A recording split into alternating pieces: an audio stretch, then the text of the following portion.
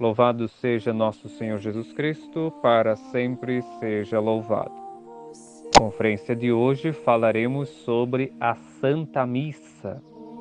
O que é a Santa Missa? A quem é oferecida a Santa Missa? Por que dizemos que a missa é também um sacrifício? E mais, somos obrigados a assistir à Santa Missa? Pois, na conferência de hoje, veremos estes pontos. Usaremos para isso, como base de nossa explicação, o próprio Catecismo de São Pio X, o Catecismo Menor. Pois bem, a Eucaristia não é somente um sacramento, mas é também o sacrifício permanente do Novo Testamento e, como tal, se chama Santa Missa. Nós temos, pois, 7 sacramentos e um deles é a Eucaristia. Mas nos diz o Catecismo que ela não é somente um sacramento, mas é também um sacrifício. Como entender isso? Bom, antes de mais nada, é necessário entender que um sacrifício é a oferenda pública a Deus de uma coisa que é destruída para se professar que Ele é o Criador e o Senhor Supremo, ao qual tudo é devido inteiramente. Então, o sacrifício é uma oferta que se faz a Deus de uma coisa sensível, e esta coisa, pois é necessário que seja destruída, se faz uma imolação. Assim nós entendemos que a Santa Missa, vamos separar nossa explicação em duas partes. Primeiro, nós consideramos a Santa Missa sacrifício do corpo e sangue de Jesus Cristo. Por que sacrifício do corpo e sangue? Todos os povos, desde a mais remota antiguidade, pois ofereciam a Deus os seus sacrifícios, e esta prática foi colocada no coração do homem pelo próprio Deus. Quem não se lembra, já no início da humanidade, das ofertas de Abel, dos sacrifícios de Noé, de Abraão, e este pronto a imolar até o seu próprio filho. E dentre todos, o mais importante e singular sacrifício foi o de Melquisedeque. Um personagem misterioso, rei e sacerdote ao mesmo tempo, rei de paz e de justiça, sacerdote do Deus Altíssimo. Não temos sua genealogia, mas é uma perfeita figura de Cristo, que também é chamado sacerdote eterno, segundo a ordem de Melquisedeque.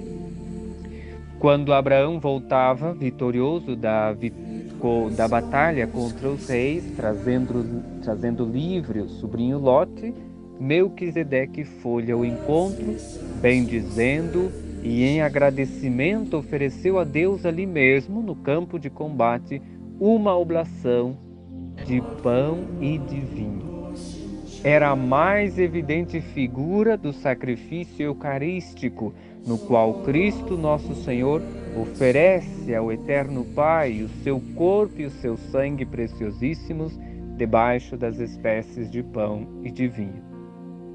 É o sacrifício, portanto, como dissemos, uma oferta, uma oferenda a Deus de uma coisa sensível que se destrói ou se imola para se professar que Ele é o Criador, que Ele é o Senhor Supremo de todas as coisas. Os incontáveis sacrifícios da antiga lei, cruentos e incruentos, não eram senão figura e a promessa do sacrifício eucarístico. O profeta Malaquias anunciara claramente: o meu afeto não está em vós, diz o Senhor dos Exércitos, nem eu aceitarei oferenda alguma das vossas mãos. Porque, Malaquias 1:10, 11, desde o nascer do sol até o poente, o meu nome é grande entre as nações, e em todo lugar se sacrifica e se oferece ao meu nome uma oblação pura. Qual é essa oblação para que universal e incessantemente é oferecida ao Senhor dos Exércitos, é sem dúvida o sacrifício eucarístico, o sacrifício da Santa Missa. Pois bem, na primeira parte nós temos que a Santa Missa é o sacrifício do corpo e sangue de Cristo. A segunda parte entendemos como ou o que é a Santa Missa propriamente dito. A Santa Missa é o sacrifício do corpo e do sangue de Jesus Cristo, que, debaixo das espécies do pão e do vinho, é a Deus oferecido pelo sacerdote no altar em memória e renovação do sacrifício da cruz. Jesus Cristo é o sacerdote e a vítima da humanidade. Ele realizou o ato sacerdotal por excelência no Calvário, onde se ofereceu ao Pai Eterno como vítima pela redenção de todos, mas para que a oblação pura, conforme a profecia de Malaquias, fosse universal e permanentemente renovada em todas as partes do mundo, o Redentor perpetuou o sacrifício cruento da cruz no sacrifício incruento da Santa Missa. Veremos mais à frente como se dá ou como explicar esta questão de sacrifício cruento e incruento. Jesus celebrou a primeira missa no mundo, pois que existiu, ele a celebrou na última ceia. Tendo terminado a ceia, tendo terminado a refeição propriamente dito, pois há este grande ato de nosso Senhor. E diz ele: isto é o meu corpo que é dado por vós. Este é o meu sangue que será derramado em remissão dos pecados. No momento em que se consagrava pela primeira vez, oferecia ao Pai Eterno, debaixo das espécies de pão e de vinho, o sacrifício do seu corpo e do seu sangue preciosíssimos, antecipando sem derramamento de sangue a imolação do Calvário. Assim, nós temos, pois, que o sacerdote, mediador entre o povo e Deus, em adoração, levanta ao céu o corpo e o sangue de Cristo, a oblação pura, prenunciada pelo profeta. Entendemos assim que o sacerdote, o mediador entre o povo e Deus, em adoração levanta ao céu o corpo e o sangue de Cristo, a oblação pura, prenunciada pelo profeta. O sacrifício da missa é, portanto, o mesmo sacrifício da cruz. A diferença está no modo de realizá-lo. Entre o sacrifício, pois, a diferença está em que, na cruz, Jesus Cristo se sacrificou, dando voluntariamente o próprio sangue, e mereceu toda a graça para nós.